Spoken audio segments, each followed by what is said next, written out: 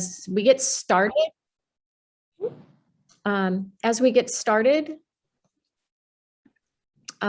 keep your camera on if you want to, so you can pop in and we can see your face for a bit. But no, we'll keep the chat box open so you can introduce yourself, who you represent and where you're calling from.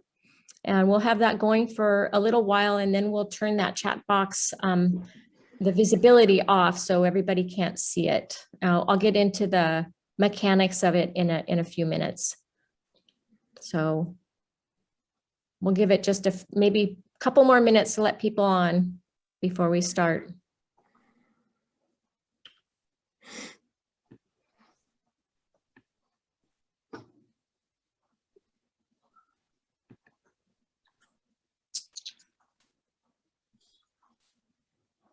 It's a beautiful sunny day, at least here in Corvallis. Here on the coast as well. Nice. Hi, Paul. Hi, Dave. Good to see you Miller's both. looking pretty good too. Morning, guys.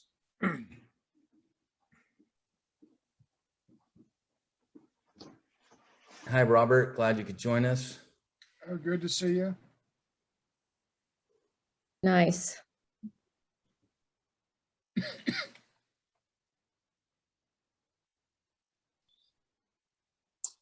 Dave, we got a great squirt of rain the other day, inch plus here, 2 inches up at my buddy's place. How about your scene? Yeah, we got some pretty good soaking rain, which is really nice for this time of year. It usually gets dry till a brief shower in July. Yeah.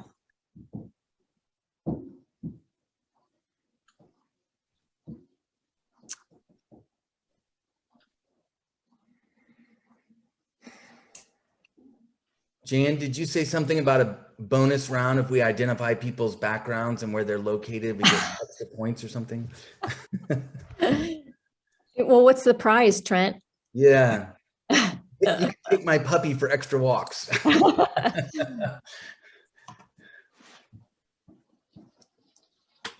Okay, well, I'm guessing it's probably things are still popping in, but I'm going to get started. Before we jump in, I'm going to just briefly review the purpose of today's workshop and how it came about and how we'll be presenting and addressing the questions and comments. And then I'll introduce some key folks and then the speakers. So good morning.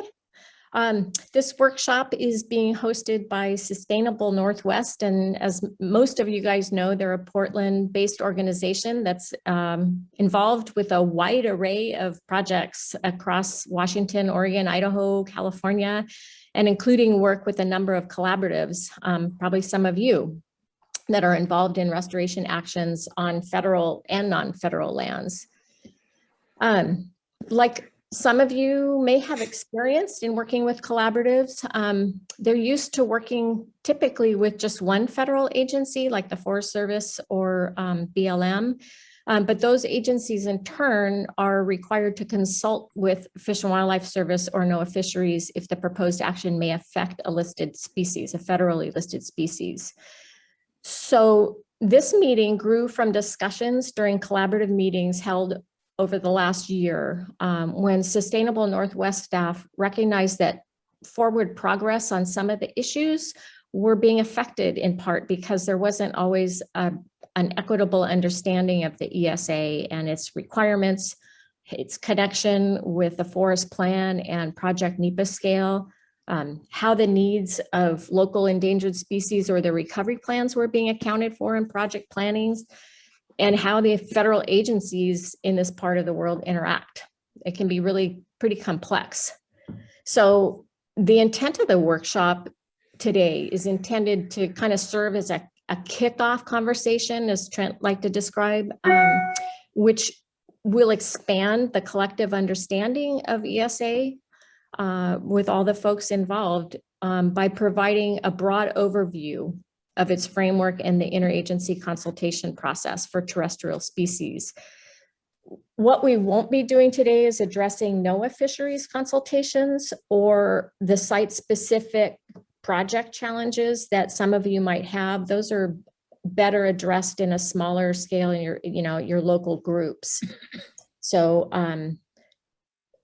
try and phrase your questions if you have any about that without bringing light to, specific projects.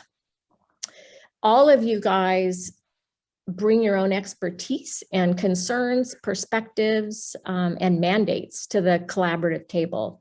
And today's discussion and the information in it is it's like a small part of the number of things that you all balance when you're putting projects together. And success in collaboration is based on a shared knowledge, good communication, transparency, and trust. So our hope then today is that this information will help facilitate that when you all go back to your local collaborative groups, and perhaps ease the conversation around Section 7 and its requirements and the process when you're in your group. So the mechanics of today, we have, I don't know what the final count was, but there was about 70 folks registered, all representing Forest Service staff from Region 5 and 6, along with individual collaborative members who work directly with those forests on local projects. Questions are encouraged very much, but due to the size of the group, that we're going to orchestrate it so that the chat box will be switched so that you can only view what you enter, and your questions will be fed into a Google document that we'll work with on the side and in the background. And we'll have about 10 minutes after each of the presentations. So we'll try in the background, we'll try and synthesize those questions as much as possible. And hopefully there'll be a little bit of time at the end of the workshop as well. So introductions, for those of you who don't know me, there's a lot of people I don't know, the names are new to me. So I retired this last December after a 30-year career as a federal biologist. I still can't believe that I was there that long. First part of my career was with the Forest Service in Forest Service Region 5, and I worked at the district forest and regional office levels. And for the last nearly 20 years, I worked in the ecological services for the U.S. Fish and Wildlife Service in California and Oregon, mainly on the intersect of forest management, fire ecology, and endangered species conservation on federal and non-federal forest lands. Professionally and personally, both, I feel strongly that the communities that we're in are not in a good place if the local collaboratives working with federal land managers feel disempowered or marginalized by the federal process. So I'm really hopeful that today's discussion will help that. My role in this workshop today was to assist with Sustainable Northwest in creating the agenda that was framed on the interests of local collaboratives. So these are issues that have been brought forward to us. And so I'll be trying to keep an eye on the time and pose the questions that you bring forward for each of the speakers, and then close it up. And so I'd just like to introduce two people who are behind the scenes. Trent Sager is a forest scientist with Sustainable Northwest. Many of you probably know him and are familiar with his work as a science advisor for a number of the collaboratives, Forest Service units, tribes, and non-federal landowners on a range of forest and wildlife issues on the east and west sides. And Sally Bernstein will be behind the scenes also driving the Zoom mechanics. So thank you, Sally. I'm very grateful for you doing this, as I probably would hang up on all of you while I tried to navigate it. So as far as mechanics, Sally or Trent, do you have anything to add on Zoom mechanics before I introduce the speakers? I don't. The webinar will be recorded, so if anyone drops off or misses something, you can watch it again later. And then again, just keep your video and microphone off, because that helps us limit distractions. Great. And also, just as a reminder, go ahead and type your questions in the chat box as you think of them, So we'll have them ready at the end of the presentation to already start offering them to the panel. So feel free to type them in as you go, and those will come directly to Sally and myself. Thank you, guys. Okay, last but not least, our speakers. I want to just, for those of you who have the agenda, we flipped the order of the presentations. Kim Garner is first up, and she's the Forest Resource Division Manager at the Fish and Wildlife Service Oregon Field Office in Portland. She manages the Section 7 staff assigned to the huge workload of the Northwest District BLM, Mount Hood, Willamette, and Siuslaw National Forests, as well as forest and endangered species issues related to non-federal lands. So she has a big plate there, and she's very well versed in Section 7. And then Susan Jane Brown is an environmental lawyer with the Western Environmental Law Center. She specializes in forest and species advocacy in her legal capacity, but she also works directly with collaboratives on the east side that are involved in balancing resource protection with economic and community sustainability. So you guys will resonate with a lot of her experience there. We're very fortunate that Susan, Jane, and Kim are here to share their expertise. So thank you, guys. And without further ado, Kim Garner is up first. Kim? And I will get my slideshow up here.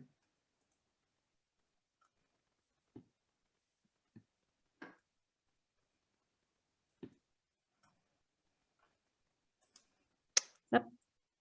All right. And are you seeing that in slideshow mode? Yes. Okay, thank you. No, Well, good morning. sorry, Kim. It's in speaker mode rather than presentation mode. Okay. Let me try that again.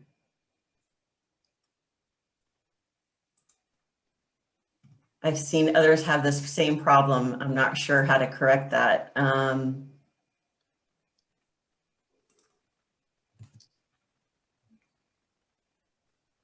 I find that it helps to open it in Adobe and then go to full screen mode. Okay, I don't have it saved in Adobe. It's in Gotcha. PowerPoint. Okay. Or go to, if you can go to full screen instead of presenter, that sometimes helps. Okay. Let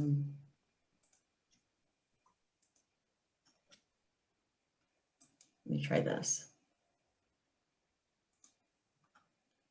Is that better? Yes, great. Okay. Give me just a moment. For some reason, I'm not seeing the presentation. Okay. Are you seeing, can you tell me what slide you're seeing? Yeah, you've advanced to the ESA overview, I think slide 3. Okay, I've lost control of the presentation. I think you, Okay. There you go. have it. Okay, so unfortunately, I'm not going to be able to look at you because my slide is on a different monitor. Okay. But we'll go ahead and get started. So, so good morning, everyone. I'm very happy to be here and hopefully answer your questions through my presentation and follow-up Q&A.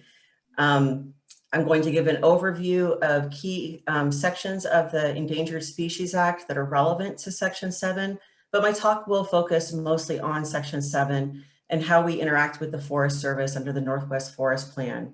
And then I'll talk a little bit about recovery plans as well. As Jan said, this is a high-level overview, and I recognize that you may have questions about specific projects or issues that we won't be able to talk about today, but I want to offer that we're available. We have Section 7 biologists and species experts who are available to support your needs, and we hope to engage where appropriate. So the Endangered Species Act was enacted in the 1970s during a time of increasing environmental awareness, concerns about the elevated risk of extinction of species as a consequence of economic growth and development that was untempered at the time by adequate concern and conservation. And so Section 7 is one of the ways that we address that. The purpose of the act was to provide a means whereby the ecosystems upon which endangered and threatened species depend may be conserved. A lot of times in section 7, we are focusing on single species, but the ultimate purpose is to conserve those ecosystems, and that has benefits to not only that listed species, but to multiple species.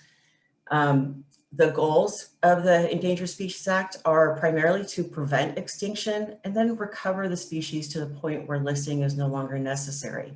We've been successful at that in Oregon in the last several years. We've been able to remove species from the endangered species list because they've met the recovery criteria and they no longer warrant the protections of the Act. So I'll start off with an overview of Section 4. Section 4 covers listing, critical habitat designations, and recovery plans. When we list a species, we can list a species or we can list a subspecies, plant varieties, and distinct population segments of vertebrates. We do this and base our decisions solely on the best available science. We can list species as threatened or endangered, and the difference between a threatened or endangered species is the time horizon at which extinction is likely to occur. We are required to review our status determinations, our listings every 5 years. And at that time, we make a recommendation on whether a change is warranted. Should it stay as a threatened species or an endangered species, or should we uplist a threatened species to endangered, such as we determined that the spotted owl warrants uplisting to endangered late last year. When we identify a species as listed, we have to do a critical habitat designation if it's prudent and determinable. Critical habitat are areas within the range of the species that have the physical and biological features, we call these PBFs, that are essential to the conservation of the species and which may require special management considerations or protections. Those PBFs play a role in Section 7 that I'll talk more about later.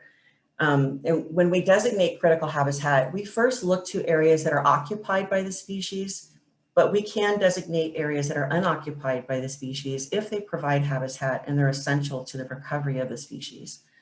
I want to be clear that critical habitat is a static designation. When we do a listing or critical habitat, it goes through a formal rulemaking process in the Federal Register with an opportunity for public comment. And so we can't change a critical habitat designation without going back through that formal rulemaking process. Section 4 of the, I'm sorry, let me back up. I do want to mention that critical habitat is the only area of the Act where we actually consider the economic impacts.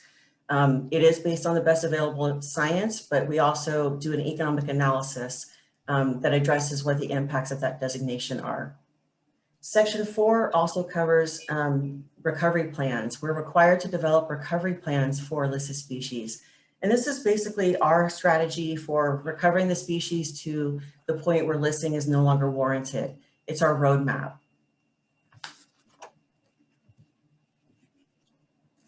So now I'll talk about Section 7, and this is the federal agency's role in the conservation of threatened and endangered species.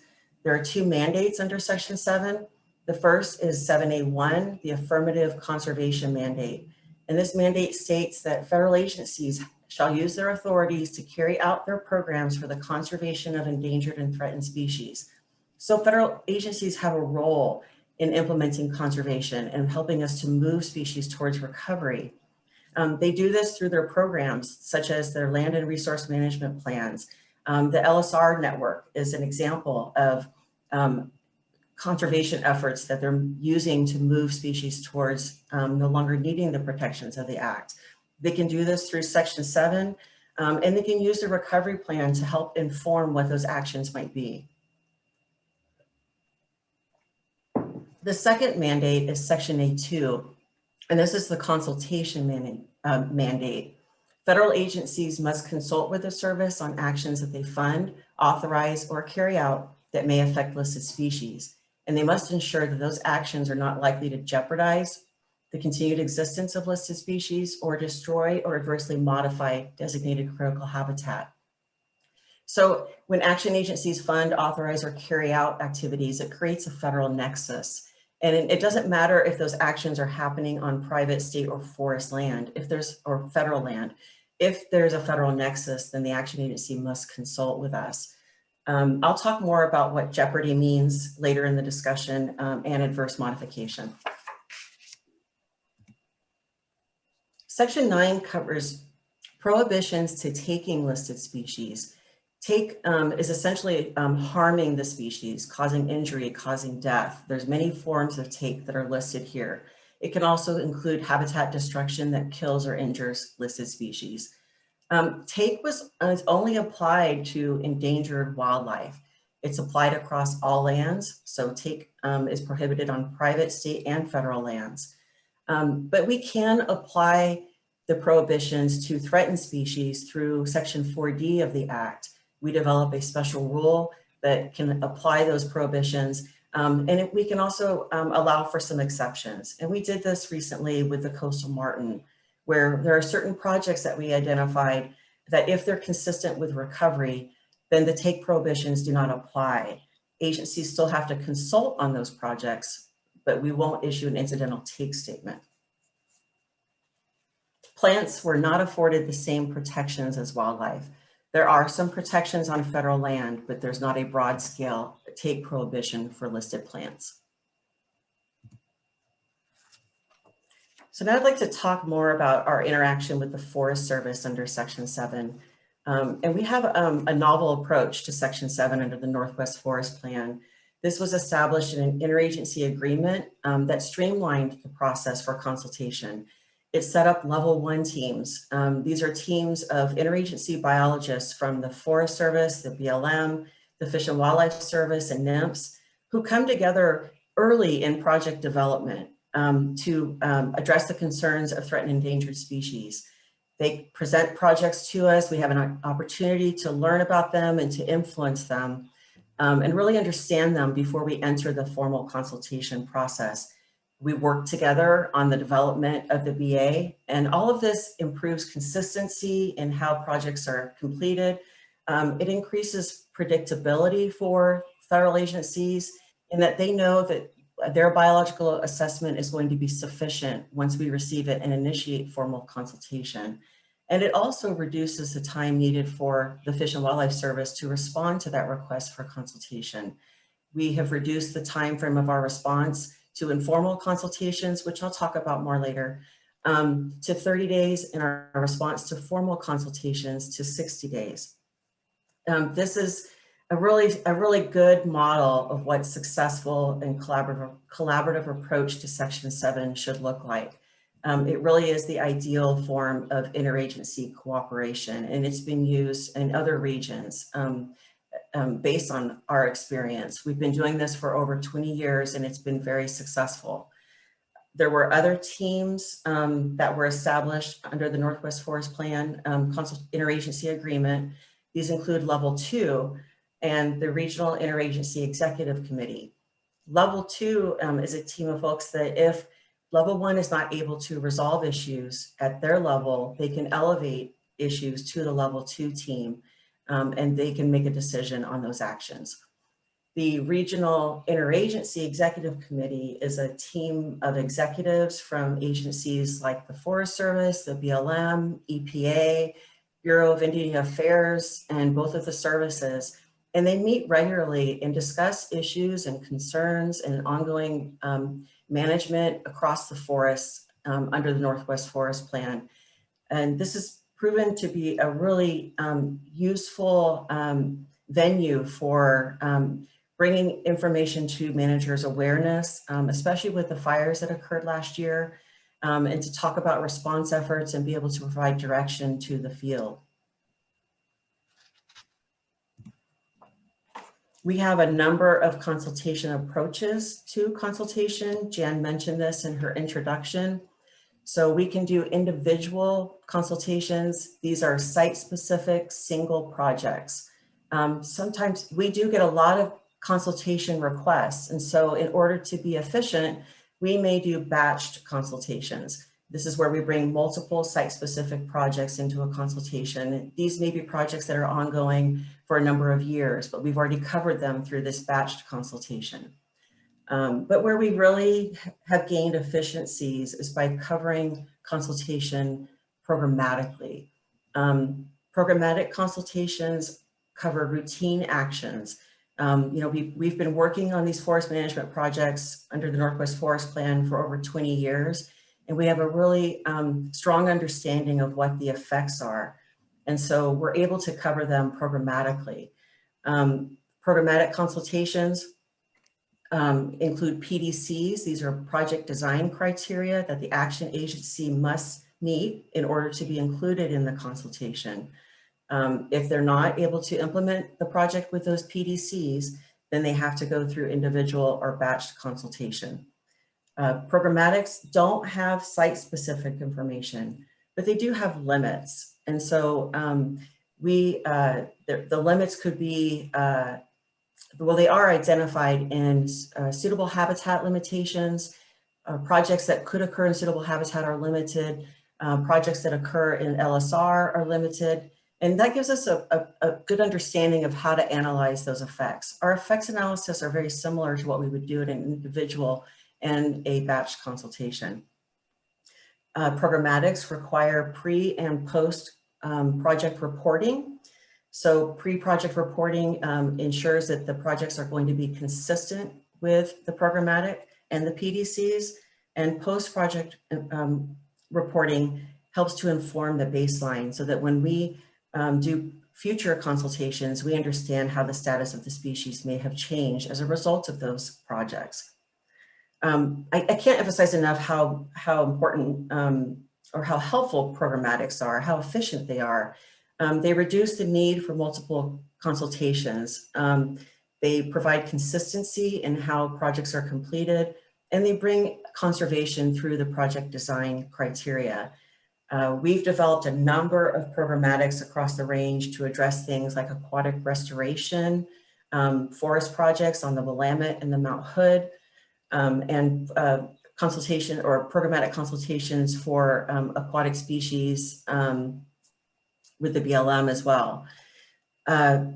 We do have a programmatic on the SIUSLA. This one covers only disturbance activities. It does not cover habitat modification. And so that's what we call a not likely to adversely affect determination. And we are working with the SIUSLA to develop another consultation with a programmatic approach that would cover activities that are likely to adversely affect species. And we can talk more about those in future meetings. There's a lot more detail that I can share about programmatics. And we're happy to do that as we move through development of this, this new programmatic.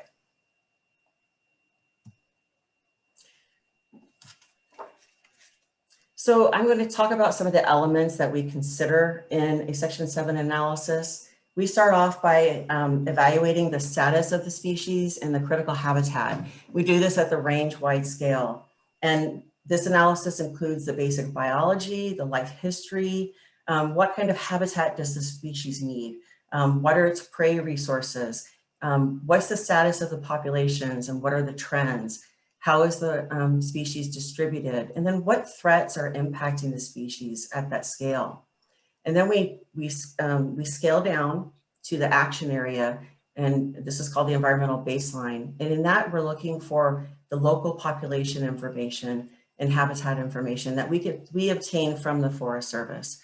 We'll also address what the impacts are in that area, what's affecting the species that's causing that current status. This all creates context that we use in conjunction with the proposed action to conduct our effects analysis.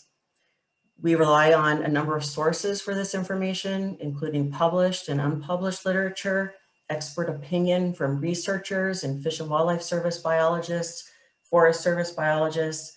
We may use agency data and reports, but we keep this information updated as new information is received and as conditions change on the ground, such as with large wildfires.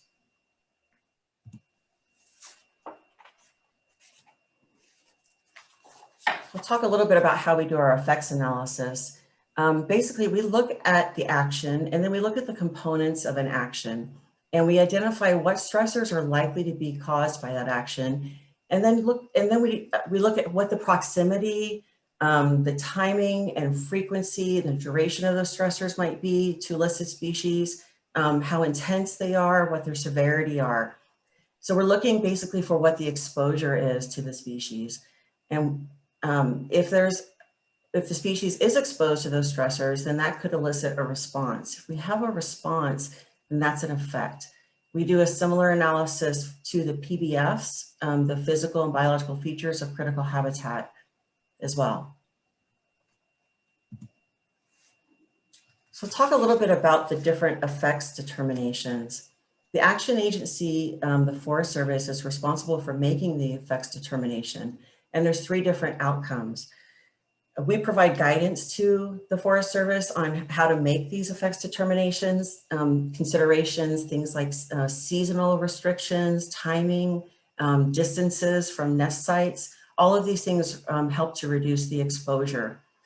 So the first effect determination is a no effect, and we don't look at these through consultation. So this is strictly that. There is no effect to listed species because they don't have exposure to those stressors. The second is a may affect, not likely to adversely affect. And this is when the effects of the action are considered insignificant, meaning that they're of such a magnitude that they're not likely, or they're not able to be meaningfully detected or measured, or they're discountable. They have a low probability of occurring, or if they're wholly beneficial.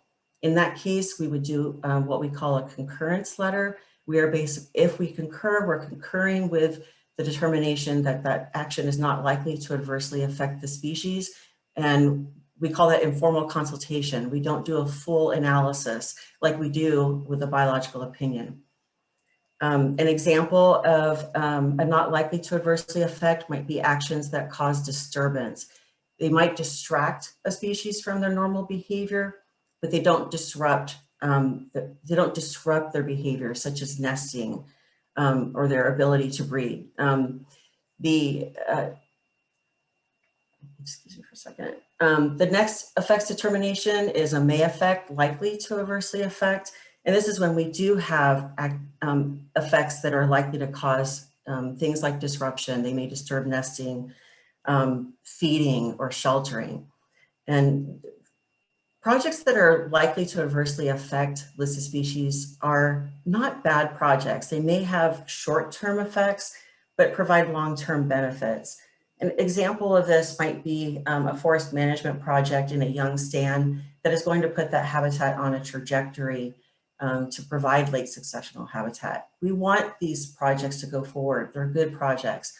It just means we have to take a closer look at them through formal consultation. We make determinations for both, or the action agency is required to make determinations for both species and critical habitat if critical habitat is included in the action area.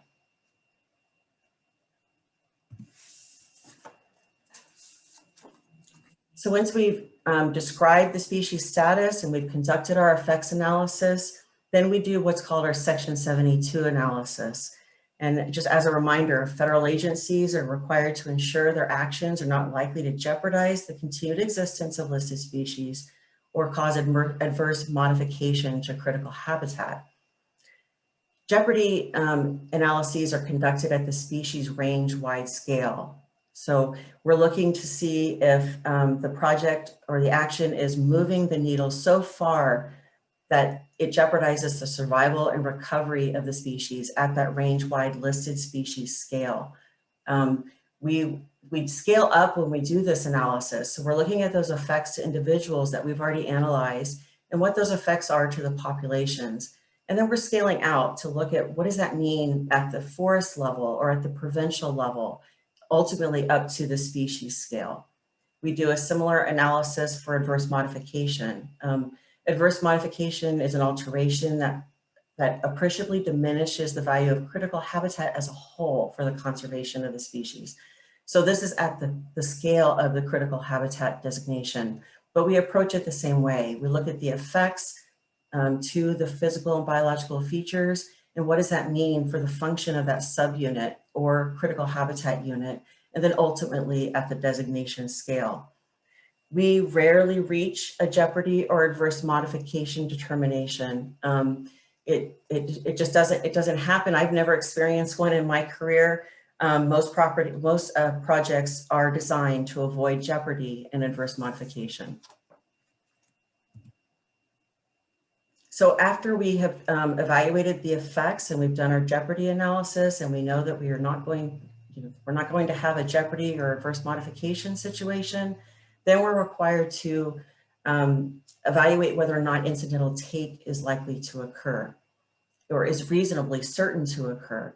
This is just a quantification of take. This is, we have the effects, they're analyzed, and this is providing the number of species that are likely to be taken.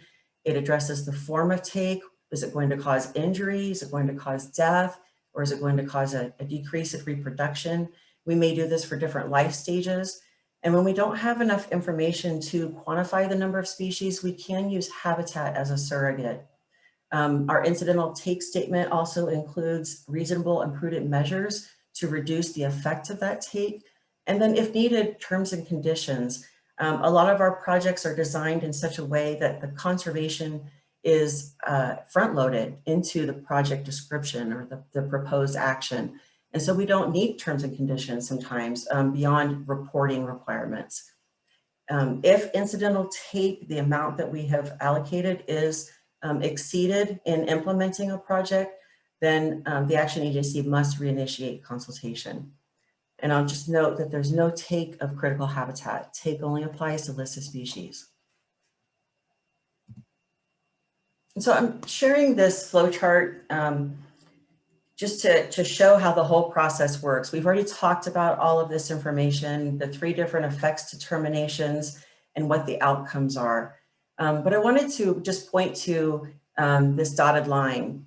And above that dotted line is where we do that early coordination with our level 1 teams.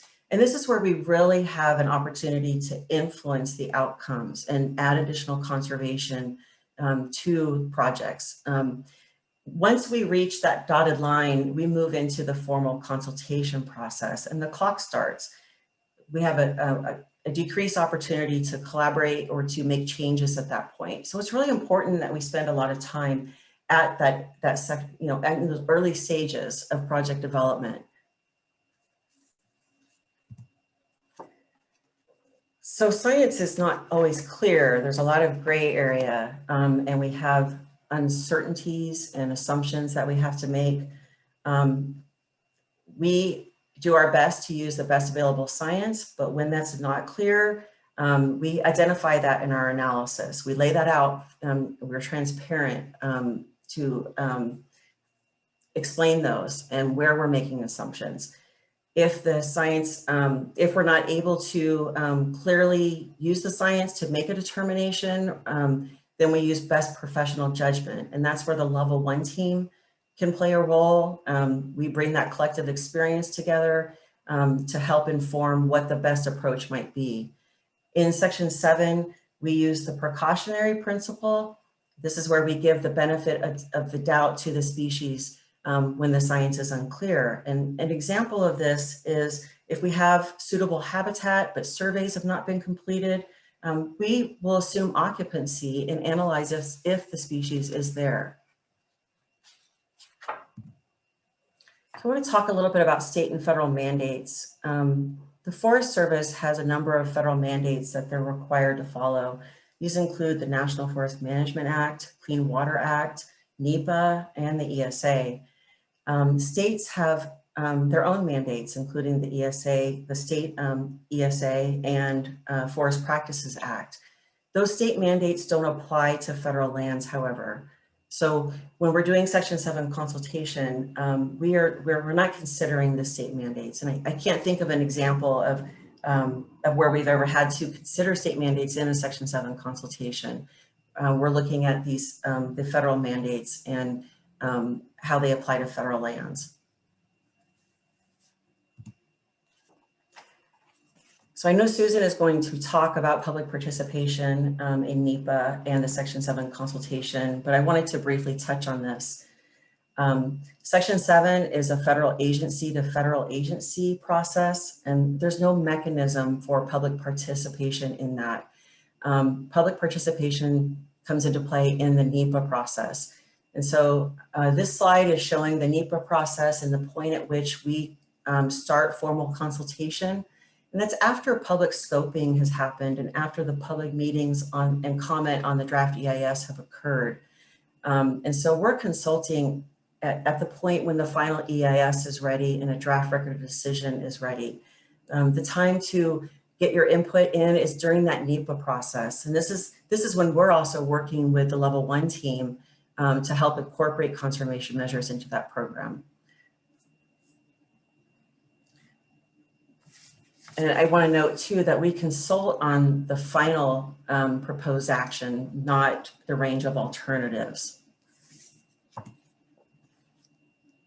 So I'll talk a little bit about recovery plans. Section 4 requires that we do create recovery plans for listed species, and these are our roadmap to recovery. There are certain criteria, or there are certain things that we need to include in a recovery plan. This includes recovery actions to reduce threats to the point where the species no longer warrants listing. It includes downlisting and delisting criteria, such as how many populations do we need? How large are those populations? How are they distributed? And how are threats going to be ameliorated to the point where the species no longer requires being listed, or that we can change the status from endangered to threatened. Recovery plans are also required to estimate the costs and the time to recovery. And I want to just be really clear that recovery plans are not policy documents and they're not regulatory. They are guidance documents. Recovery actions in our recovery plans can inform Section 7A1, the affirmative conservation mandate. They can be incorporated into land management plans. We work to incorporate them into project design criteria.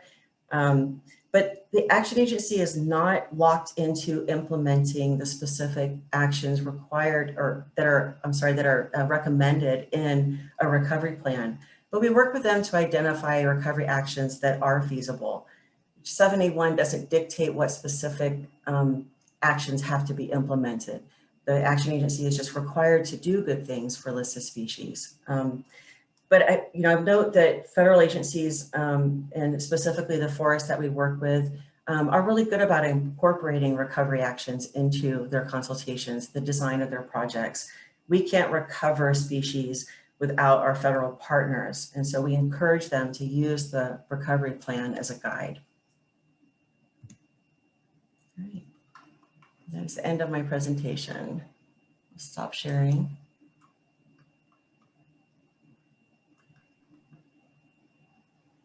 Okay. Okay. Thank you, Kim. I'm going to open up my question box here. Can you all hear me? Yes. Okay, thanks. So we've had a few questions that have come in. And so the first one asks if recovery plans are only recommendations, and Kim just touched on that. Kim, you want to reiterate that the recovery actions are provided as guidance measures and are incorporated sometimes within projects. Can you just expand on that briefly? Yeah, that's part of that level 1 process is, ensuring that conservation measures, if they're feasible, can be incorporated into project design. They are recommendations, but they're frequently implemented and included in those. Yeah. Okay, thank you. Can critical habitat be designated for areas that are not currently suitable but are capable of becoming suitable and is seen as important for the recovery of the species?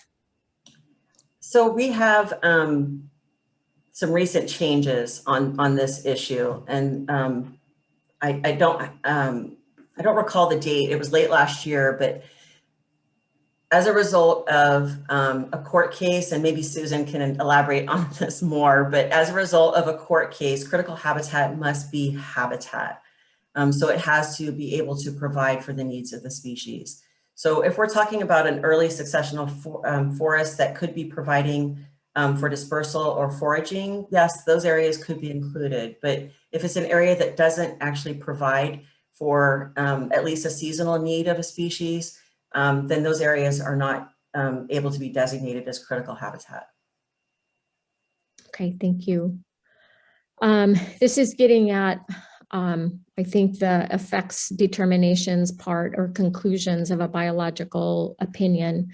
If there is a no jeopardy determination, is take still allowed? Yes. Yes. So yeah, that's when we would look at incidental take, is if we have a no jeopardy determination, but take is reasonably certain to occur, we would issue an incidental take statement. So can you just briefly touch on, because take, it depends on the species, right? And the range of the species. Can you describe how take might be applied to a project compared to a range-wide? Because jeopardy is made at the range-wide scale, correct? Right, right. So incidental take is, we're looking at the number of species associated with that project. And so that's informed by the effects analysis. And as we work through a biological opinion, it should be evident by the time we get to that take statement, what kind of take is likely to occur. And so it's just a quantification at that point of how many individuals we anticipate will be taken. Yeah, I don't know what more to say about that, but. Okay, no, I think you addressed that, because I think some people might be confused at that take, the scale that take is allowed, and the assessment is applied at the action area. The take is applied at the action area compared to the jeopardy determination is applied at the range-wide scale. So it's just important for folks to maybe understand that the scale. Yeah, take is more, it's more applicable to the effects of the action that we're looking at. And so you're right, that jeopardy analysis is a broad view of what it means to the listed species and what it means to the critical habitat designation as a whole. Okay, thank you. So this question applies to programmatics. How long do they last? It varies. We have some that don't actually have an end date. But we have some that could last from 10 to 20 years. The one that we recently completed for the BLM RMP, the forest management projects that will occur under the BLM RMP will last for 27 years. So it just varies and depends on the projects that are being covered under that programmatic. So what if things change?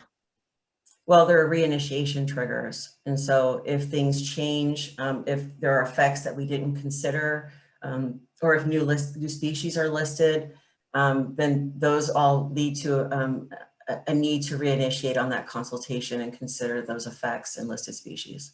Okay, thank you. So this question applies to the wholly beneficial conclusion. Does the Fish and Wildlife Service offer feedback to the Forest Service on project specifics that could be modified to shift it into a wholly beneficial? Certainly, we provide advice on anything that would increase the conservation for listed species. So, okay, just a couple more. Can you share more about the conditions that could cause low intensity or short duration noise disturbance to a species? May affect, not likely to adversely affect in one administrative unit, but the same conditions would be classified as a may affect, likely to adversely affect in a different unit. Jen, that's a little specific, I think, for today. I don't know that I have enough information to really understand what those circumstances are, but that effect determination is based on, the distance from the nest site. And if it's within a certain distance, it may cause disruption, but if it's further away, it may only cause a disturbance, a slight disturbance that doesn't change their behavior. They notice it, it may startle them, they may be distracted, but it's not causing a change in their behavior or affecting reproduction. Okay.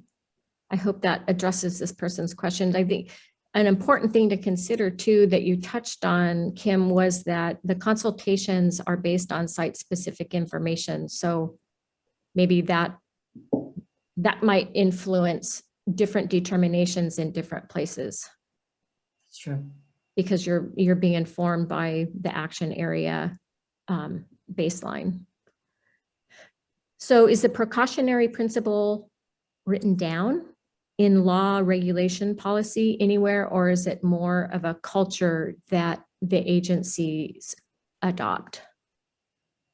You know, it's in our consultation handbook. And I believe that was language that was from congressional intent when they were developing the act. So I don't think it's in the actual Endangered Species Act, but it is something that we follow based on the guidance of our handbook.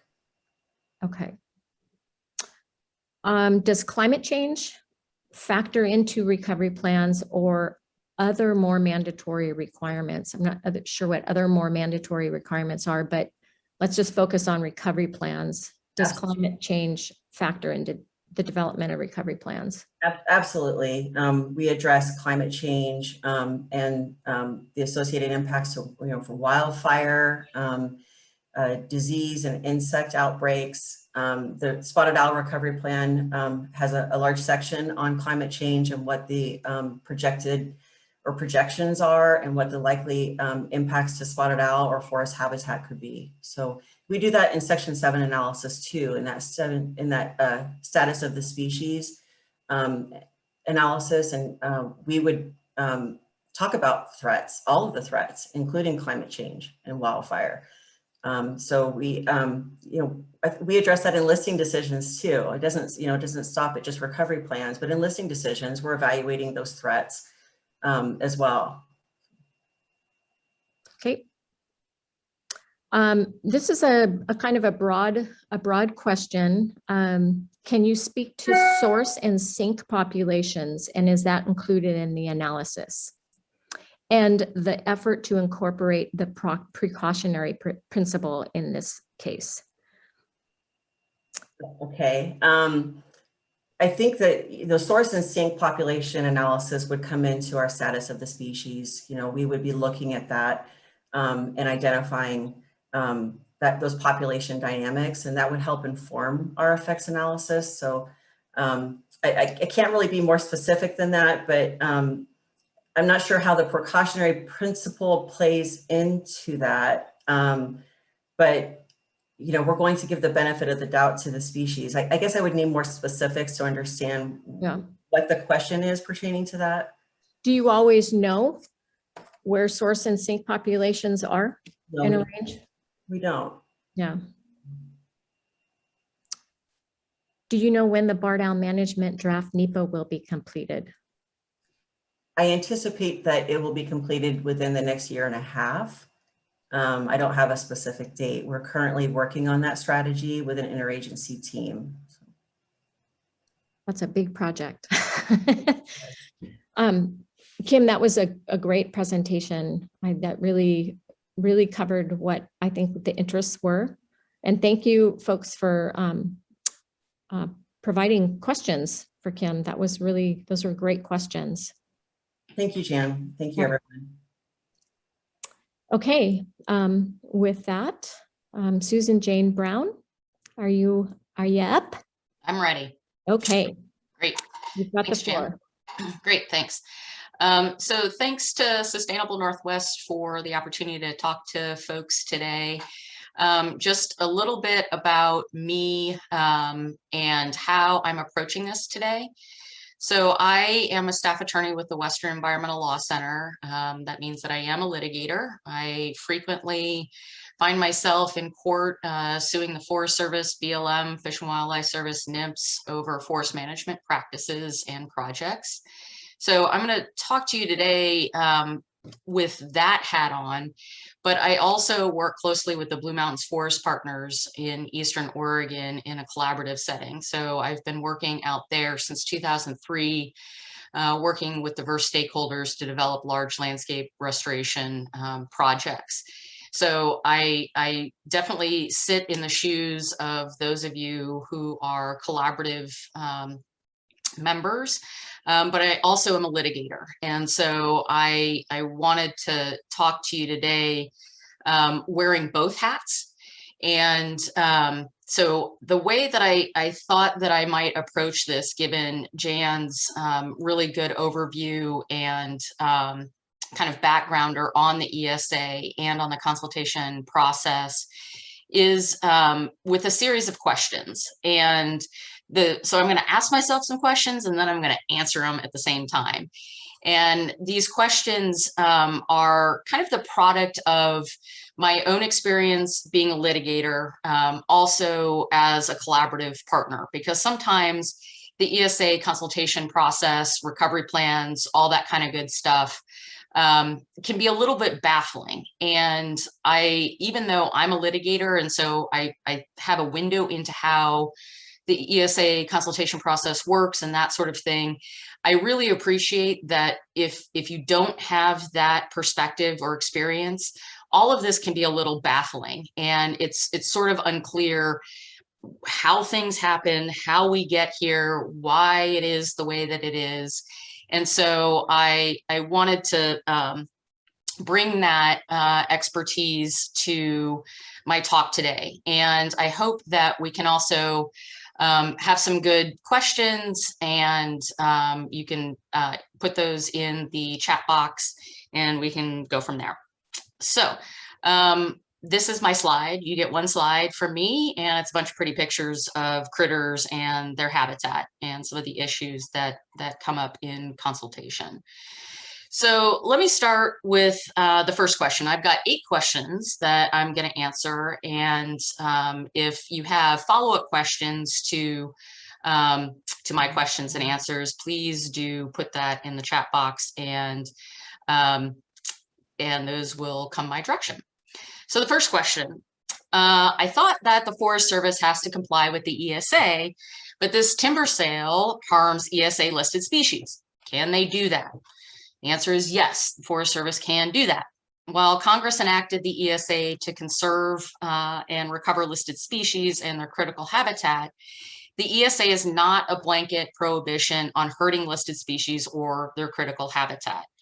And in fact, the Fish and Wildlife Service and NIMS can and frequently do authorize land management decisions that harm, which is a complicated definition, and Kim touched on that definition. But Fish and Wildlife Service and NIMS, National Marine Fisheries Service, can authorize decisions that harm wildlife and their habitat. But the question is one of degree. So how much harm, and whether that harm will push the species to extinction. So you can have land management decisions that may affect, and I mean that in the colloquial sense, not in the ESA sense, but you can have projects that hurt listed species and their critical habitat, provided that that action does not push the species to extinction or destroy or adversely modify its critical habitat. So you can have projects that harm species. Second question, I'm familiar, for example, with the Northern Spotted Owl Recovery Plan, and it says that Fish and Wildlife Service recommends the protection of all suitable Northern Spotted Owl habitat. But this timber sale will log hundreds of acres of old growth forest home to spotted owls. How is this timber sale legal? The answer is that there is an extensive body of case law that says that recovery plans are not binding on action agencies such as the Forest Service and BLM, and Kim touched on this as well. In my view, does it make sense to have a recovery plan when it's basically optional? I would say no, that's my personal opinion, but I don't get to make the rules, and someone else set the adverse case law. So what all that means is that we have recovery plans for listed species, such as the spotted owl, and it has a lot of great information and a lot of great recommendations in it, but the action agencies, the BLM or the Forest Service, are not required to follow it. It's a good idea that they do so because that does help move the species towards recovery, but it is not per se binding on action agencies. And that is a disappointing outcome, but it is the law of the land. Third question. Our collaborative has a zone of agreement that values retention of occupied marble murrelet habitat, but this timber sale will harvest adjacent suitable habitat for murrelets. Can they do that? The answer is yes. Collaborative agreements, zones of agreement, and similar documentation of collaborative agreements are not binding on either the Forest Service or the consulting agencies. Only if such agreements have been incorporated directly into the NEPA analysis, so an environmental assessment or an environmental impact statement or a categorical exclusion. So only if those agreements have been incorporated directly into the NEPA analysis will the action agency forward them on to the consulting agencies like Fish and Wildlife Service. And the consulting agencies have no obligation to follow such social agreements unless they are required by the applicable forest plan or would hurt listed species or its critical habitat in a manner that the consulting agency determines was inconsistent with the ESA. So as collaborative members know, zones of agreement and similar sort of collaborative agreements simply document where the collaborative is in terms of the types of actions that they would like to see happen or the types of outcomes that they would like to see occur on public lands. But those collaborative zones of agreements are not binding on the federal land management agency. And by extension, they are also not binding on the consulting agencies. So while those sorts of agreements can benchmark where a particular group of the public are on management actions and outcomes, they are not binding on the land management agreement or land management agencies or the consulting agencies. So that's important to know. And I know that that can be really disappointing, particularly when you sit at the collaborative table and spend a lot of time coming to agreement. That can be very painful. And once you get there, it feels like success. And it can be disappointing when the land management agency then does not follow those proposals for actions. But that is the prerogative of the federal land management agencies to do that. So it's really in the collaborative's best interest to work with the land management agency here, mostly the Forest Service, but BLM as well, to get the Forest Service to incorporate those outcomes and management actions in the NEPA analysis. But the Forest Service is the decider, and collaboratives do not have a way to force the agency to adopt those proposals for action. Again, disappointing, but that is how the process works. So my next question, why doesn't the biological opinion reflect any of our collaborative agreements or zones of agreement? And as I described, there's no requirement that the BIOPS or that a BIOP reflects social agreements that the action agency may have made with a collaborative group. The ESA consultation process, and this is important, happens between the action agency and the consulting agencies, and there is no role for public comment or engagement in that consultation process. That is an agency to agency endeavor, and there is no public comment opportunity like there is on an EA or an environmental impact statement. So the public gets to comment in the NEPA process. It does not have a role to comment in the ESA consultation process. Social agreements may be included in project design if the action agency chooses, but this is voluntary. And the consulting agencies may reject such agreements if they determine that such agreements are inconsistent with the ESA. Next question. A timber sale will log or remove 2,000 acres of spotted owl critical habitat. How is that not destruction or adverse modification of critical habitat? And I will say from the outset that this is a frustrating one for me as well.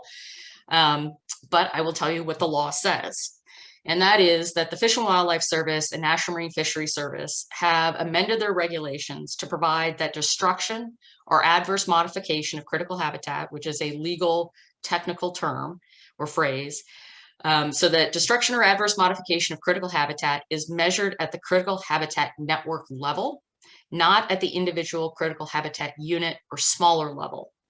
Therefore, as long as critical habitat functions at the scale at which it was designated, which means, for example, in the case of the northern spotted owl, the entire range of the species, which is Western Oregon, Western Washington, and Northwest California. So as long as critical habitat functions at the scale at which it was designed or designated, even a large amount of logging, including the complete elimination of critical habitat units, will not amount to destruction or adverse modification of critical habitat. This is a pretty frustrating one for me personally, and as a legal advocate, particularly given the status of, for example, the northern spotted owl. The owl is not doing very well as a result of past and current habitat loss, as well as competition from the invasive barred owl. So the spotted owl's got a lot going on and a lot of things, a lot of stressors that it's confronting. And in my personal view, I think that means that we should be retaining all suitable and designated critical habitat and protect that habitat from loss. However, the law says that we have to look at that and conduct that analysis at the entire critical habitat designation level, which is much bigger than, for example, Southwest Oregon or the Willamette National Forest or the Siuslaw National Forest. So we're looking at bigger scales than at what some of us might like to look at, which is the smaller critical habitat unit level or smaller project level, for example. But the bottom line is the law does not require that. Next question. Fish and Wildlife Service has authorized the incidental take of 98 spotted owls as the result of post-fire salvage sales. Why isn't this jeopardy to the species given its precarious conservation status and declining numbers? So this is, again, another frustrating one for me, but I'm going to tell you what the law says. Like critical habitat, whether or not an action will result in jeopardy to the species is measured at the scale of the species, not individual members of the designated entity. So we're talking about the entire designated entity, which here is the northern spotted owl. This means that Fish and Wildlife Service may authorize an action that will result in take, which Kim talked about, of many individuals of a species. But so long as the species will persist throughout its range, there is no ESA violation. And that is based on ESA regulations as well as quite a bit of case law. Again, that may seem inconsistent with the overarching goal of the ESA, which is to recover listed species to the point where the ESA protections are no longer necessary. And it's hard to understand how we get to recovery if we continue to authorize incidental take of listed species. Be that as it may, that is what the law says. And so that is the situation that we are dealing with. Second to last question. I've read biological opinions from Fish and Wildlife Service on spotted owls and biops from NIMS on fish, and they are very different. It seems that some consulting agencies and offices within agencies handle consultation differently. Why is that? And this was a question that I think came up for Kim as well. And the answer to that is, and I'd be interested in Kim or Jan's feedback on this, but my perspective on this is that it's true that NIMS and Fish and Wildlife Service approach consultation differently given the different species that they oversee. There are definitely standard components to each biological opinion in terms of, the biological history of the species, the conservation status of the species, that sort of thing. So there are boilerplate sections in a biological opinion, but each agency approaches it slightly differently. And that has to do with a number of things, including the different species that each agency oversees. So for example, NIMS does not oversee terrestrial mammals. So they're going to approach things just slightly differently given the nature of the critter at issue. Similarly, different Fish and Wildlife Service offices, for example, and Fish and Wildlife has offices throughout Oregon, Washington, California, and each office handles different geographies. So different geography will influence how consultation happens. So for example, consultation on the Olympic Peninsula is pretty different than it is on the Klamath National Forest in California because disturbance regimes are different. Even though we got spotted owls in both places, spotted owls act differently in those two places. So different geographies are going to result in slightly different consultation approaches. And then also the relationships between the action agency and the consulting agencies are going to be different because people are involved. And when you have different people involved, you're going to have different relationships, different histories together, that sort of thing. So interpersonal relationships also can influence how consultation ends up looking. And so your biological opinions can just have a little bit of a different flavor depending on which agencies are involved and which people were involved in the consultation process itself. So there's no real standard approach to consultation. Yes, there are standard pieces in a BiOp, but what the actual words are can be a little bit different depending on the critter, the area, and the relationships involved. And then my final question, and then I'm hoping we can open it up to questions from our participants today. Do forest plans have to comply with the ESA? And the answer to that is yes. And Kim talked about this a little bit when she talked about programmatic consultation. So we have programmatic consultations on land management plans. So we had a programmatic BiOp on the Northwest Forest Plan when it was enacted in 1994. We have a programmatic biological opinion on BLM's 2016 resource management plans, for example, in Oregon. So programmatic consultation happens at that land management plan level. So when the Forest Service or BLM revise their forest plans, they must consult under Section 7 of the ESA with Fish and Wildlife Service and NIMS, both agencies, because those land management plans will affect both terrestrial species as well as ocean-going species. The consultation agencies in that programmatic consultation will consider whether the forest plan is likely to jeopardize or destroy or adversely modified critical habitat. And usually, the consulting agencies do not find jeopardy or destruction or adverse modification in that programmatic consultation. However, each timber sale that implements the forest plan will undergo a similar ESA Section 7 analysis if that project may affect listed species or their critical habitat. So you're looking at consultation at multiple levels, both at the programmatic forest plan level as well as at the site-specific project level for projects that implement forest plans. So I'm going to stop there, and I hope that some of that was helpful, particularly to collaborative partners who, you know, a lot of this can seem like a black box. I'm sure that this was all known territory for our consulting agency friends on the line, as well as action agencies. But hopefully that was helpful and provided a little bit of perspective for you all today. And with that, I will turn it back over to Jan to facilitate some discussions and questions. Great, thank you. Yeah, we have a couple of questions rolling in. I'm going to start on questions that are kind of framed specifically for the collaboratives. What can collaboratives do if they want to work with their Forest Service partners to have management action outside of programmatic consultation? So not all, I guess I'll just kind of preload this, is each forest is different in the sense of what they may have covered by programmatic consultations. Some have a real range of timber sale actions, you know, thinning, campground maintenance, all these other program sort of workloads that are covered by programmatic consultation, but other units don't have that. So what can collaboratives do when they want to work with the forest on those projects that are not covered by programmatics? Yeah, so that's a good question. So I think, you know, first of all, the collaborative expressing to the Forest Service that, hey, for example, we want you to look at programmatic aquatic restoration projects.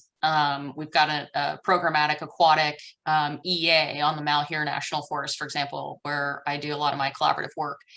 And that's great because it allows the Forest Service to do a bunch of stuff to improve aquatic health, and they don't have to go through individual consultation for that, because we have a programmatic EA for aquatic restoration and a programmatic BIOP for that same work. And so what I think would be most helpful is the collaborative going to the Forest Service and saying, hey, we want to see that kind of stuff. My guess is that for forests that don't have programmatics like that, it's really a question of capacity, whether the Forest Service has the capacity to do the NEPA that would be the programmatic suite of actions, and whether the consulting agencies have the capacity to evaluate that NEPA and issue a biological opinion covering a programmatic BIOP covering those actions. Kim talked a little bit about this. You know, Fish and Wildlife Service and NIMS have a lot of requests for consultation on their plate, and not a lot of people to do that work. And this gets back to an issue that I know our collaboratives struggle with a lot, which is, why isn't the Forest Service doing more work on the ground that we want to see? And that's also a funding and staffing issue. And that is a congressional problem. So Congress appropriates money to Fish and Wildlife Service, Forest Service, NIMS, BLM to do their program of work. And if those agencies don't have sufficient funds to do that work or to hire people to do that work, then the work just doesn't happen. Right. And so often I find it's not a question of a lack of interest on the part of the Forest Service or Fish and Wildlife to do that work. It's really a question of, do we have enough bodies to do that work? And usually the answer is no. Yeah, thank you for recognizing that. It's a continual change that goes on, and turnover too, not just capacity, but turnover. Turnover is a big problem. Loss in momentum too, that both agencies can face. So, and institutional knowledge. You know, when you have particularly, I mean, I find that Fish and Wildlife and NIMS folks don't turn over as much as the Forest Service do. But like Jan, I mean, you've been doing ESA consultations for many, many years, and you have a lot of institutional knowledge about the critter and how this works and people and all that kind of stuff. And when you retire, that is lost, and we got to kind of rebuild the wheel in a lot of ways. And so turnover can be a huge momentum killer for everyone involved. Yep.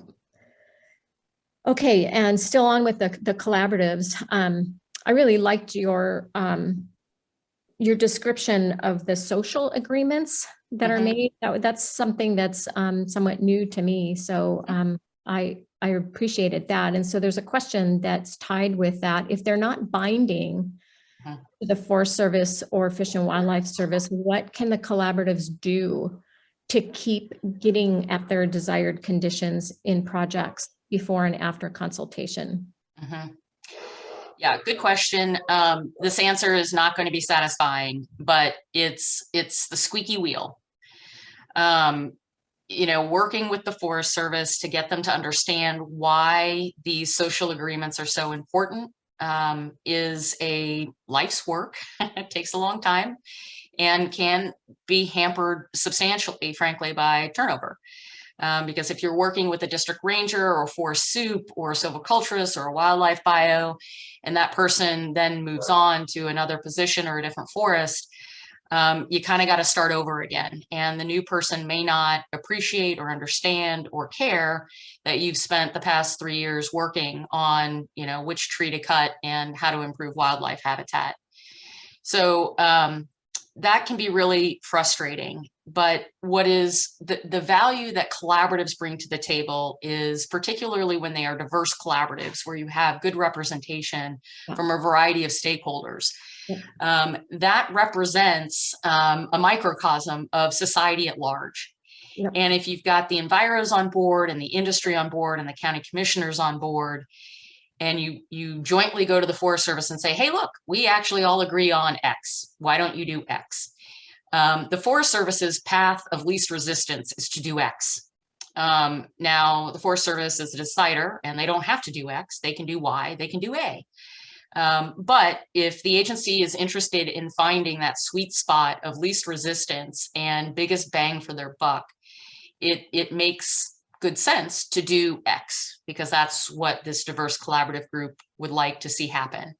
But again, the agency is not required to do that. And the agency may need to meet other obligations, whether that's their timber target or other political expectations, for example.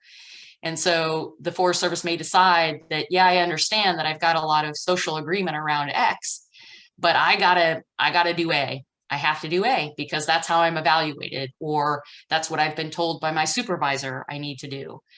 And so that's frustrating for the collaborative. I've been in that position a lot, and it drives me bonkers. But it is the name of the game. And so then it's incumbent upon the collaborative to figure out, okay, if we're not going to do X and we're going to do A instead, why are we doing A? Is there some way that I can get around A? And that gets into sort of political decision making and how the collaborative, wants to engage. Maybe you go to your friendly reporter and say, hey, we all agree we should do X. Why are we doing A? And that can bring some pressure on the agency to perhaps change their minds. But again, these are social agreements. They're not legal ones. And I think that distinction is really important to understand why things happen the way that they do. Thank you. Okay, I'm looking at some of the questions here and trying to synthesize them. Here's a question that pertains to case law. And I'm not sure if you're going to be able to answer this, but can you provide any case law requiring that forest management plans? So these are the large scale, forest scale resource management plans. Are there any case laws requiring forest management plans undergo Section 7 consultation? And is this requirement specific to all management plans, or does it depend on the specifics of the plan? Yeah, so as I think I understand that question, the question is, do forest plans have to go through consultation? And the answer is yes, they do. And I think that my agency friends would agree that that is a known answer. I think everyone would agree that you got to consult on forest plans. You also have to consult on agency actions that are implementing forest plans, as Kim sort of qualified. So if a project, if a land management decision, whether that's a forest plan, a timber sale, a pit toilet, a hiking trail, if those actions may affect a listed species, then you need to move into the consultation space. So it's a really low bar of effect that triggers that ESA requirement. And frankly, there's not a lot that we do out there that doesn't meet that threshold because it's a very low bar. So Kim, would you agree with that? And Jan? Kim? I do, thanks. Sorry. Yeah, I agree.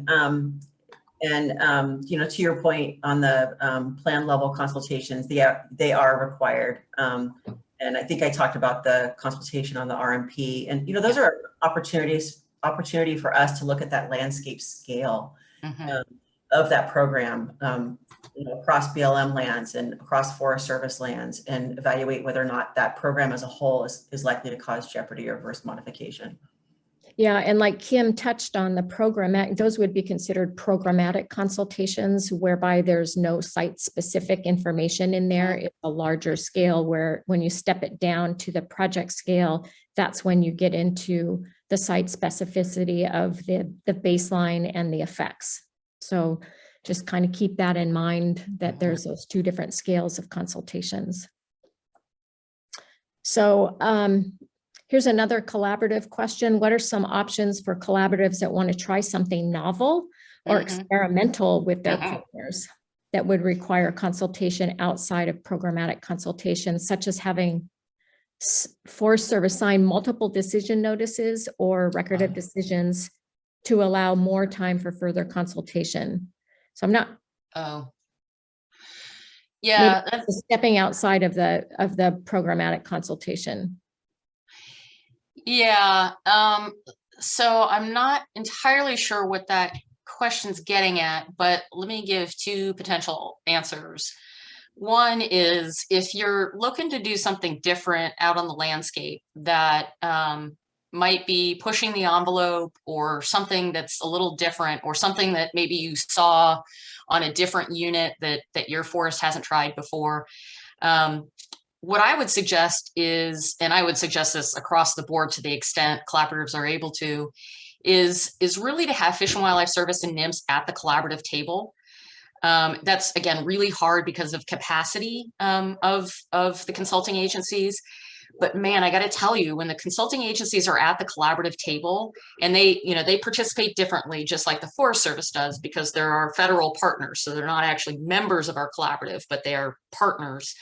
Having them at the collaborative table as you discuss these issues is super helpful, because they then can hear the conversations between stakeholders about why we want to do this, what our real interest is.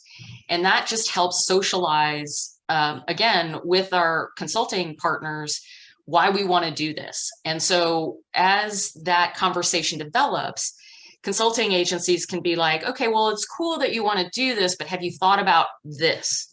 Or, well, this is an issue that we are going to have to address in consultation. So how would you address it now, so that it does become part of not only the social agreement, but then hopefully part of the NEPA analysis. And so by the time it gets to Fish and Wildlife Service or NIMS, the consulting agencies are like, oh yeah, I know what this project's about. I know what they're trying to do here. And then it's a lot less back and forth between the consulting agency and the action agency, because everybody's on the same page. Everyone's benefited from the collaborative conversation, so that when it ends up on, Kim or Jan's desk, they're like, oh, I know what these folks are after. And even though it sounds kind of weird and kind of different, I know what they're after. And so it's just much more helpful to have the consulting agencies at the collaborative table, because then everyone's sort of on the same page. Even if you're bringing your own area of expertise and your responsibility to the table, everybody's sort of on the same page. So I definitely recommend that.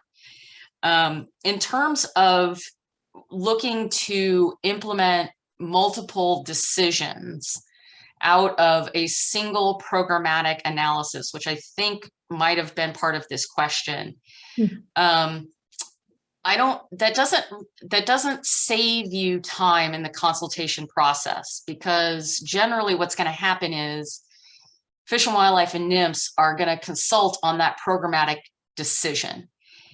So they're going to consult on that EIS. And if there are multiple records of decisions broken out of that programmatic document, usually the consulting agency is going to consult on that preferred action, as Kim mentioned, not the several timber sales that might come out of that. So I'm not sure if that answers this person's question, but we can sort of get into how the agency might save time on the NEPA end versus the consultation end, because those are different things. And you can get real creative in how you do that. But really the question is, what are we trying to do with programmatic consultation or programmatic NEPA analysis? And is that the best way to move things quickly and get things done on the ground? And that's kind of a site-specific inquiry. Okay. That was great. Thank you, SJ. This question loops back to one about consulting on forest plans. I think that we may have missed part of the question, but is there any reference to the actual authority that points to requiring consultation at the forest plan level? Or is that just something that's done? Is there like a regulation that directs? Yeah, there are ESA regulations. There are also Administrative Procedure Act regulations that actually the statute that we're talking about a major federal action and a final agency action. Yep. And those things typically trigger not only NEPA analysis, but also ESA compliance. And when I say ESA compliance, what I mean is generally Section 7 consultation. And so, yes, there's a long list of statutes, regulations, and case law that require consultation on forest plans. In terms of what that looks like, I think Kim covered a lot of that in her presentation. But again, it's gonna be a little bit different depending on, if you're the Western Oregon BLM or if you're the Utah BLM. Same agency, different landscapes, different issues that they're dealing with. And so, yeah, your consultation is going to look a little bit different on a BLM RMP here in Oregon versus an RMP in Utah. So it does depend on where you are, how that consultation might look. But the bottom line is the law still requires it. Okay.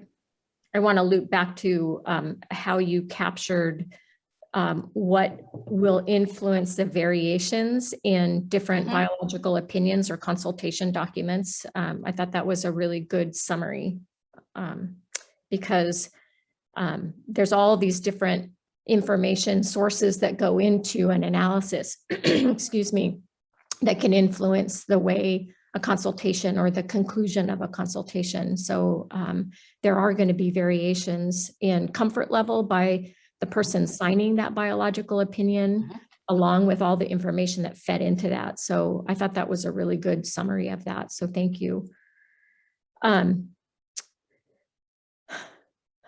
Speaking of forest plans, you guys all know that there's an update going on with forest plans in this region and across the West. How best can the collaboratives influence any precautionary approaches or approaches in general, like connectivity analyses that may influence those forest plans? Ooh, forest planning, favorite topic. So a couple of things. One, I would suggest that collaboratives familiarize themselves with the 2012 planning rule for the Forest Service. The Forest Service is supposed to start Northwest Forest Plan revision this year, probably late this year, and they're going to start in Northern California and Southern Oregon. So the Northern California National Forest and the Rogue-Siskiyou National Forest in Southern Oregon. And the Forest Service has to follow the planning rule, the National Forest Management Act planning rule that dictates how we develop and revise forest plans. That 2012 planning rule has a lot of stuff in it. I think it's an awesome planning rule. It's got a whole bunch of stuff on connectivity, on climate change, on stressors, on social sustainability, recreation, all that kind of stuff. And so when the Forest Service goes through a revision, it must follow those regulations. And those regulations, in many ways, do incorporate the precautionary principle in terms of looking at, large landscapes, looking at connectivity, looking at climate change. All of those things are real squishy, but the planning rule does require that the Forest Service incorporate those things in a revised forest plan. So what I would recommend is that collaboratives get real familiar with the 2012 planning rule and look at how that planning rule touches those issues of interest to collaboratives. So if your particular issue is fish passage, there's a lot in the planning rule that implicates that issue.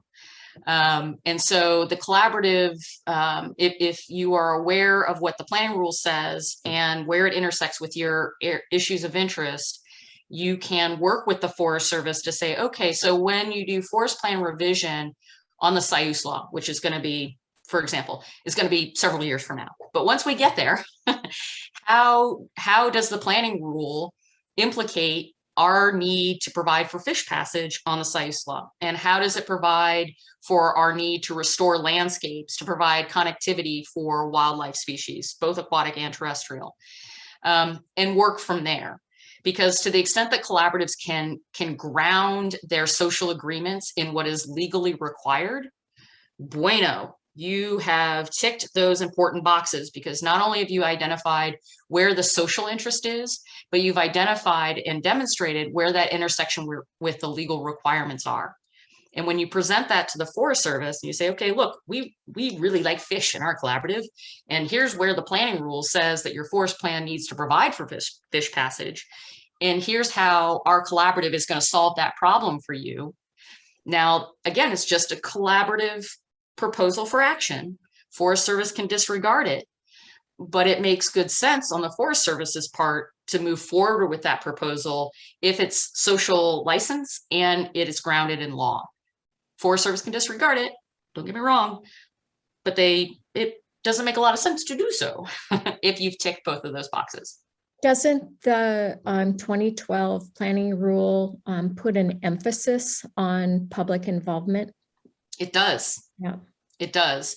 And throughout the revision process, the Forest Service should be frequently checking in with the public about here's where we are in the process. And it is a very long, complicated process, but the Forest Service should be very transparent with the public about where they are in each phase of the process, and be clear about when and where the public's input is best utilized and best received. I will acknowledge that that's been clunky in the past, but I am hopeful that the Forest Service will begin to figure it out as we go through the revision process here in the Northwest. Okay. That's great. That's a whole new arena, is Yes. For folks who are kind of new to the Northwest Forest Plan. The thought of all of these forests undergoing a major revision is pretty daunting to a lot of people. So I really like your messaging that collaboratives need to get familiar with that. And I'm taking note for myself to work with you, because I know you have been involved. You were on a federal panel or something, right? You were involved with that. So I'll work with you to try and get some information and distribute that to this larger group. Yeah, that would be great. I did serve on the Federal Advisory Committee. So this was a real FACA committee. We talk a lot in the collaborative space about FACA and not wanting to trigger FACA and all that kind of stuff. So I served on a congressionally chartered Federal Advisory Committee on the 2012 planning rule, and actually chaired that committee for 2 years, 2 of the 6 years. And the FACA committee prepared a number of really great resources for the public, including a citizen's guide to the 2012 planning rule, which I would highly recommend you start taking a look at. There's also a government to government guide that we prepared. So for those of you that are tribal partners or an elected official, the government to government guide is super helpful, because governments have a different role to play than the public does in the revision process. So those 2 guides are super helpful. And I would be more than happy to work with Sustainable Northwest to do a collaborative specific planning rule webinar. I think that would be really helpful, which isn't just for collaborative members, by the way. I find that my agency partners are also a bit baffled by the 2012 planning rule, because most of them haven't had to work with it. All of our forest plans were developed under the 1982 planning rule, which is very different than the 2012 rule. And so most planners have never really had to go through revision before. And so it's a bit of it's a challenge, but once you get into it, it's really exciting. The way that I talk about the 2012 rule is versus the 82 rule. The 1982 rule was a VW bug, and the 2012 planning rule is a Ferrari. So they're really different, but they're the 2012 rule is a super cool tool, particularly for us here in the Northwest, with all of the wildlife issues that we have and the aquatic resources we have. It's a really great tool for sustaining our national forests. Yeah, they're public lands. So I think we're very fortunate as a society to have influence on how those public lands are managed. So Absolutely. collaboratives or the step down in the ground, boots on the ground that influence the unit around them. So I like that idea. We'll have to talk about a collaborative specific planning rule webinar. I like that. I have another question here. Kim may have stepped away. She might be back, but do you see any weaknesses, Susan, Jane, on how cumulative effects have how they've gone awry maybe, and note the difference between a cumulative effects with ESA versus cumulative effects with NEPA because they're defined differently? They're different. Yeah. Yeah. Yeah. So in the NEPA context, there is statute, regulation, and case law interpreting what an adequate cumulative effects analysis must include. That's a lot easier to say than it is to do in practice, because I know for a fact that what I think is an effective or adequate cumulative effects analysis may not be what my Forest Service partners think is an adequate analysis, which is why we find ourselves in court. And we ask a third-party adjudicator to decide. So whether or not an analysis is adequate is sometimes in the eye of the beholder. We can talk about in the abstract what is required, but whether or not what is done is sufficient is often a difference of opinion, which is why we find ourselves in court sometimes. I think when it comes to ESA cumulative effects analysis, you are not looking at prospective agency actions. You're looking at existing baseline plus the action that is being consulted on in this one instance. So cumulative effects for ESA is different than for NEPA. For NEPA, you're looking backwards, current, and forward. For ESA, you're looking backwards and current. And so that's different. The scope of analysis is going to be different because of that perspective. And I think that, again, it's really a question of, it does sometimes come down to a difference of opinion as to whether or not that analysis is sufficient. So I'll stop there because we have to get into specifics to get into specifics. And I don't think we want to do that today, but I definitely would like to hear Kim's opinion on that too. Kim, are you back? I am. Can you not see my video? Yeah. Well, I have my document in front of me, so go ahead. Do you have anything to add to the cumulative effects discussion? I don't. Just acknowledge that what Susan identified, they are different under NEPA and under Section 7. And so, because we're going to be consulting on those federal actions under Section 7, we're not looking at those in our cumulative effects analysis. And we're looking into the future, what is likely to occur in those areas. And so, as far as whether or not those are robust enough analyses, I'm not familiar with any specific concerns regarding those. And I don't have a lot of experience with NEPA and how cumulative effects are addressed in NEPA. So I can't really speak to that, but hopefully that helps.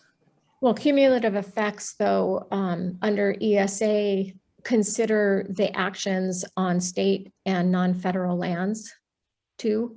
I mean, that's where the cumulative effects analysis on ESA comes from, whereas NEPA, as Susan describes, it's past, current, and future actions. So cumulative effects in ESA considers the non-federal lands and the effects that might compound those that are proposed by the federal action.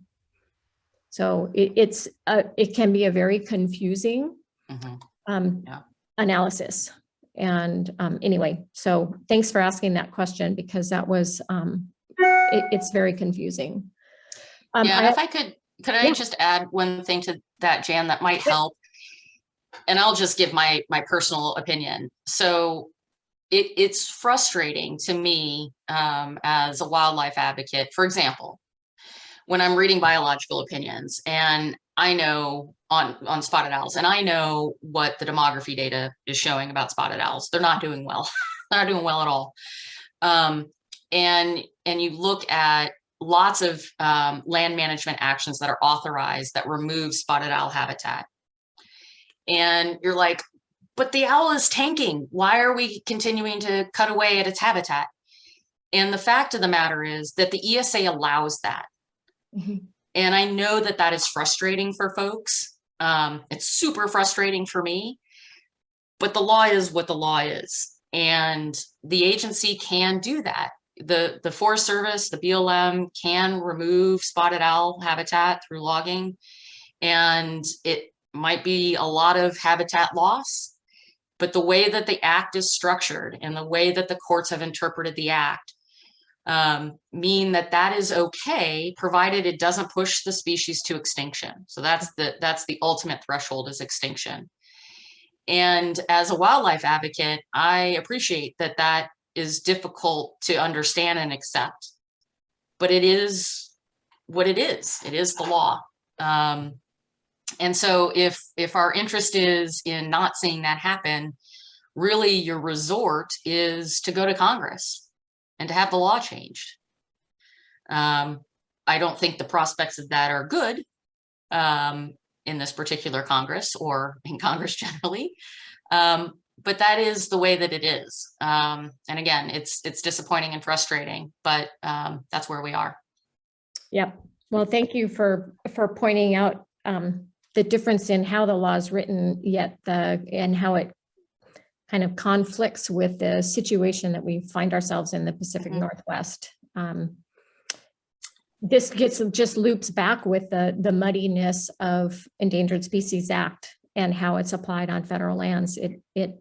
It's all tied up. It's a perfect example. I have we're getting close. It's about 10:47. So I'm going to ask one more question and then open it up to Trent to see if he would like to have any closing comments. This can be, I think, for Kim, what is the difference between reasonable and prudent measures versus reasonable and prudent alternatives? Okay.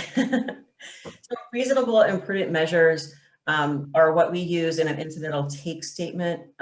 They're things that the agency should do to reduce the effect of that take. And reasonable prudent alternatives would be if we had an actual jeopardy determination, then we can suggest reasonable and prudent alternatives to the agency for them to consider redesigning that program so that it does not jeopardize or threaten the species. Does that happen very often in this part of the world? No, it doesn't. It doesn't. So I'm not. Is that because of the earlier involvement that the agency have? Yeah, it's the incorporation of conservation measures, that we're working on in that level 1 process to design these projects so that they never get to that point of jeopardy. And Jan, this raises a question for me, and I don't know as though we've really talked about it. And so I will say it because I think it is true, and then I'll ask you two if you agree.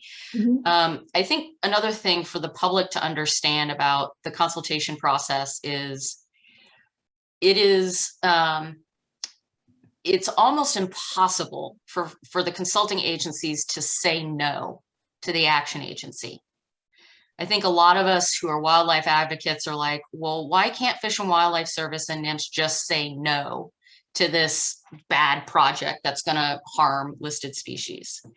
And it doesn't work that way. The ESA is not a veto. So Fish and Wildlife NIMS can't say no. What they can do is issue a jeopardy opinion or an opinion that finds destruction and adverse modification of critical habitat, but that very, very, very rarely happens. And so the ESA provides some weight. It gives the consulting agency some weight, but it doesn't give them a veto. And so what you often see in biological opinions and the consultation process is, and you did talk about this, is a lot of back and forth between the consulting agency and the action agency, where the action agency is like, we got to do this. And the consulting agency is like, well, yeah, but how about if you do it in this way as opposed to that way? And the action agency is like, well, okay, we'll do some of it this way, but we're going to still do some of it that way. And so it's a back and forth. And at the end of the day, you know, you hope that what ends up happening is something that benefits, or at least doesn't really hurt the species. But the ESA is for all of the rhetoric around the law, it is not as much of a hammer as people talk about it. It, again, gives the consulting agencies some weight to throw around a little bit, but it's still the action agency's decision. And the action agency at the end of the day can say, thanks, Fish and Wildlife, for all of those, you know, conservation measures that you'd like us to undertake, but we're not gonna. And the action agency can do that. Which again, you would think is, you know, with the ESA, oh, it's this big hammer. Well, sort of not necessarily. So I think that that's also an important consideration for folks to keep in mind, particularly as a collaborative partner or a member of the public. You know, it's not as black and white, I think, as you might think. Yep. Yep, there's a lot of gray. A lot of gray.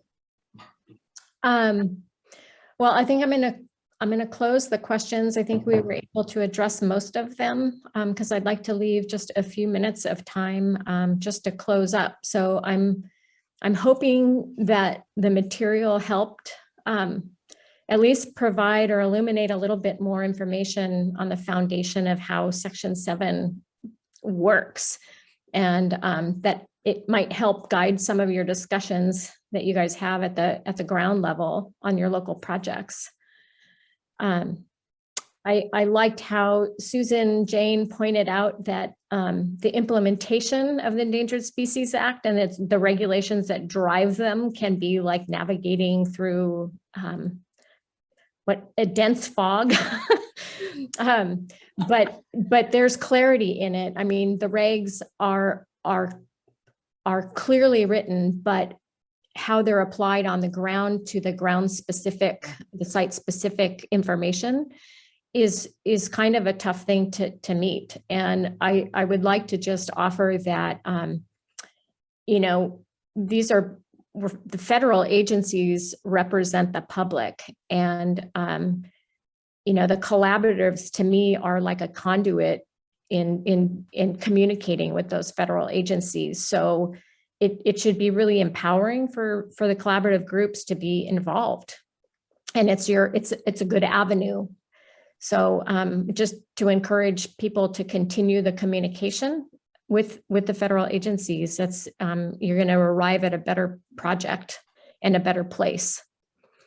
So with that, locally, I'm hoping to hold some additional smaller breakout workshops with the SIUSLA and the collaborative over there over the next few months to kind of carry forward this information and conversation. So aside from that, Trent, would you like to provide any closing statements? I'd like to thank everybody for attending. This has been very informative and really great attendance, and thanks to everybody for submitting the questions. Yeah, thank you, Jan, and thank you, Kim and Susan Jane, for those presentations. I just want to echo what Jan said, in that this was born out of some work on the SIUSLA, which we're going to continue, but I would encourage everyone to go back and continue this conversation at your tables, whether those are NEPA teams at the district level or collaboratives. We don't have much time left, but we do have the option of creating breakout rooms so people could go and spend the last